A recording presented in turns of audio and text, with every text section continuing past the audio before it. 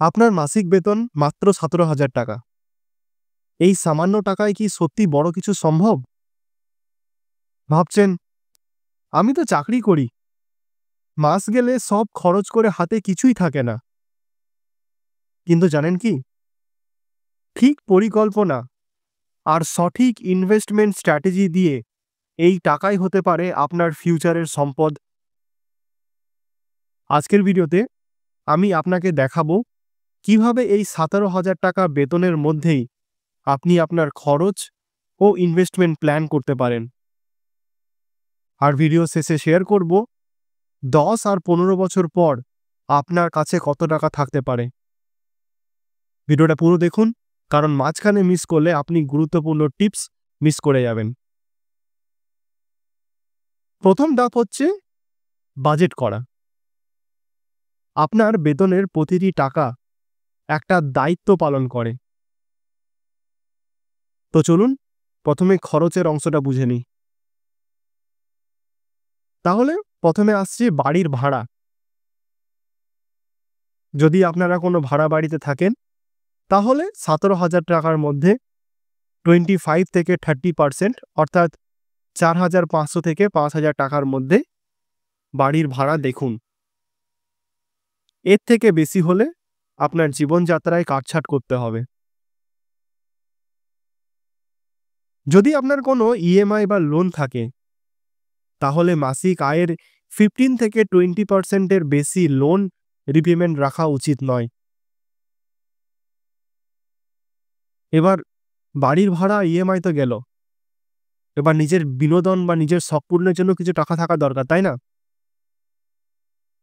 তাহলে মোটামুটি ১০ থেকে ১৫% অর্থাৎ ওই ২,০০০ থেকে ২৫০০ টাকা নিজের আনন্দ আর বিনোদনের জন্য রাখুন। এখানের মধ্যে আপনারা মুভি দেখা বা কোথাও রেস্টুরেন্টে খেতে যাওয়া, একটু ঘোরাঘুরি এসব আপনারা যোগ করতে পারেন। বিনোদন কি আসলে দরকার? নাকি এটা একটা ফালতু খরচ?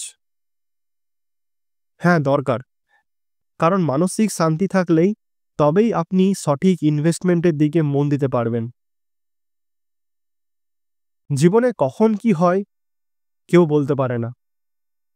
চাকরি চলে যেতে পারে, স্বাস্থ্য সমস্যা আসতে পারে। তাই কমপক্ষে ৩ থেকে ৬ মাসের বেতনের সমান ইমার্জেন্সি ফান্ডে অবশ্যই তৈরি করুন। ১৭,০০০ টাকার বেতনের ক্ষেত্রে প্রতি মাসে ১০ থেকে ১৫% অর্থাৎ ২ থেকে ২,৫০০ টাকা ইমার্জেন্সি ফান্ডে রাখুন। কোথায় রাখবেন? লিকুইড ফান্ড বা হাই ইন্টারেস্ট সেভিংস অ্যাকাউন্টে আপনারা এই টাকাটি রাখতে পারেন। এগুলো সহজে উইথড্র করা যায় এবং আপনাকে হঠাৎ সমস্যার সময় সাহায্যও করবে। একটা মজার কথা ভাবুন, আপনি আপনার ফোন চার্জে না থাকলে আপনার ফোনে চার্জে না থাকলে যেমন আপনি ঘাবড়ে যান, ঠিক তেমনি ইমার্জেন্সি ফান্ড ছাড়া জীবন চলা খুব রিস্কি। এবার আসি আসল কথায়, ইনভেস্টমেন্ট। আপনার টাকা শুধু ব্যাংকে রাখলে এটি ঘুমিয়ে থাকবে, কিন্তু ইনভেস্টমেন্ট করলে তা আপনাকে কাজে করে দেবে।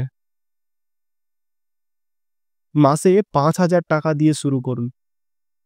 ২,০০০ টাকা কোনো লার্জ ক্যাপ ফান্ডে রাখুন। এটা নিরাপদ এবং স্থিতিশীল রিটার্ন দেয়।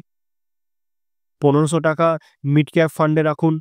এটা মাঝারি রিস্ক এবং ভালো গ্রোথ দেওয়ার সম্ভাবনা থাকে। আর ১৫০০ টাকা স্মল ক্যাপ ফান্ডে রাখুন। এটা উচ্চ রিস্ক কিন্তু দীর্ঘমেয়াদে বেশি রিটার্ন দেয়। রিসার্চ করে মিউচুয়াল ফান্ড সিলেক্ট করুন। ইউটিআই, নিফটি 50 বা নিপন ইন্ডিয়া স্মল ক্যাপ ফান্ডের মতো ফান্ড চয়েস করতে পারেন। আপনার টাকা কি অলস বসে থাকবে, নাকি আপনার জন্য রাত দিন পরিশ্রম করবে? আপনার মাসে ৫,০০০ টাকা এসআইপি যদি ১০ থেকে ১২%ও রিটার্ন দেয়, তাহলে ১০ বছর পর আপনার কাছে প্রায় ১১ থেকে ১২ লাখ টাকা থাকবে।